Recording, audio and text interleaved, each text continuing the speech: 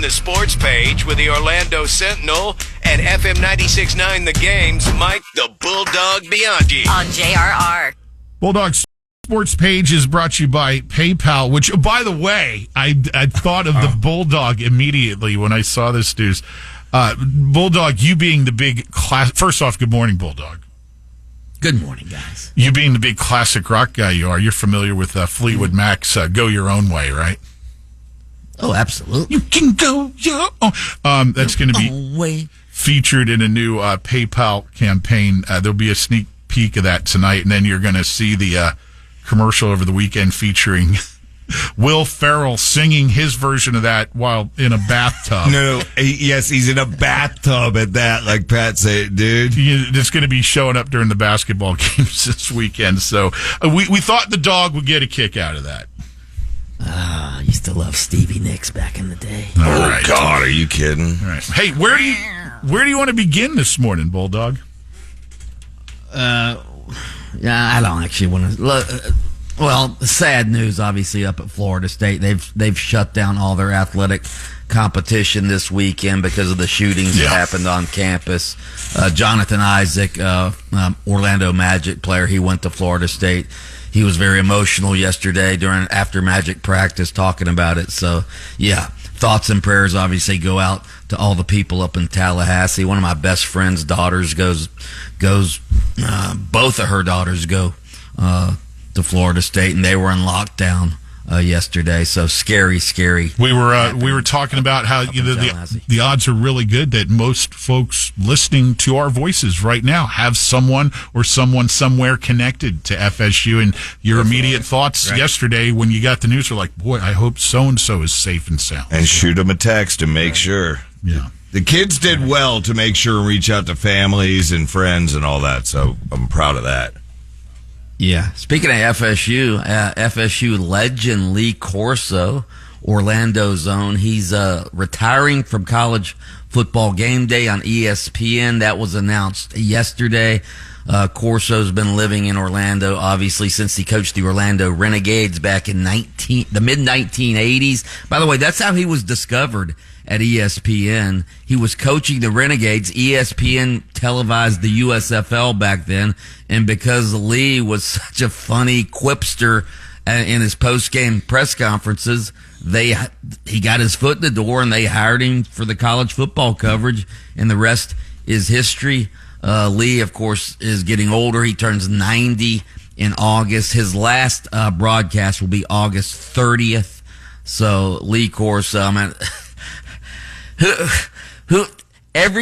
matter how many times you saw it, when he put on the mascot head to make his pick, loved it. Did you not have a smile on your face? Oh, it's great. Yeah. You know what's chills. You know it's kind of odd. Bulldog. Just last week we were talking about this announcement comes as a bit of a surprise because as recently as last week it was stated that they were going to talk to Lee after the season and kind of see where he stood on everything, and then all of a sudden, here comes this announcement. He's going to do that first opening weekend, and that'll be it.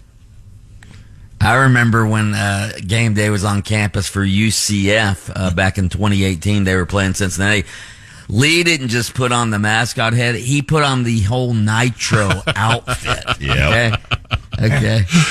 And when he picked the Gators one time to win the national championship, he actually had a live baby alligator in his hand. Dude, he was the man. Do you think they should continue the mascot head tradition with somebody else? No. No? Nope. Retire Why that. not? That's his shtick. Unless they said in honor. It's still fun. No matter who puts the mascot, you could put Taco Bob on there and have him put the mascot head on, and everybody would laugh. If you said, right? Not me, but if you said in honor of the great LC, put on the mask, insert name, then you could do it. Okay. All right. Maybe bring it back every once. Well, thank you, Lee Corso, for all the great memories over the years. We appreciate it as sports fans. Great man. Absolutely. Magic playoffs Sunday, 3:30 p.m. The Garden up in Boston. What's going to happen in the series? We talked about it yesterday. Nobody's giving the Magic a chance. They are heavy underdogs. I'm going to make a prediction here, guys. This is really pretty simple with the Magic. The Magic win games when they can shoot the three-point shot. It's no secret they've been one of the worst three-point shooting teams. No, they've been the worst three-point shooting team in the league this year. Well, they've been hot at the end of the season, right? They're playing a lot better. Last 16 games, the Magic shot 36.7% from three-point range, which is above the league average of 36.0%. Before then, the Magic shot just 30% from three-point range. Here's my prediction. The Magic will win this series if they can shoot 35% or better from three-point range. I don't know if they can do it. Right, if they can do that, they'll win the series. You're on the record there, Doug. Yeah. Lightning found out when their first playoff game, it'll be home on Tuesday. They don't play until Tuesday, hosting your Panthers, Bulldog. There you go. Yeah. There you go. Can't wait for that. By the way, hold on. Lights just went out at the F1 desk. We go to our F1 insider, Taco Bob, getting set for the big weekend. Where are we this week, Taco? You don't know, do you? You're Googling it right now. You know what? No, I was actually traveling there. We are going to be in Belgium. No. Damn it, son of a gun. No. Where are we? Saudi Arabian Grand Prix. I'll tell you, Norris is going to win. That's it. Oh, yeah, we're in Norris Saudi. I forgot. All right, thank you, F1. By the way, NASCAR off this week on Easter, by the way, speaking of motorsports. Who are you guys picking in the Magic Series? The Cup Series is off, but the Xfinity and Truck guys are going at Rockingham this weekend, tonight and tomorrow. Oh, there you go. Okay. I didn't even know that, Lynch. Yeah. Good for you. Are you guys picking the Magic to win the series? No. What? No. Hey, Bo Outlaw gave advice yesterday and said, do not take those signs out of your garage, Taco. The Magic signs. I was going to take them out of the garage, put just one. I said, Bo, can I even just put one in the front yard to represent? He goes, no, keep them in there.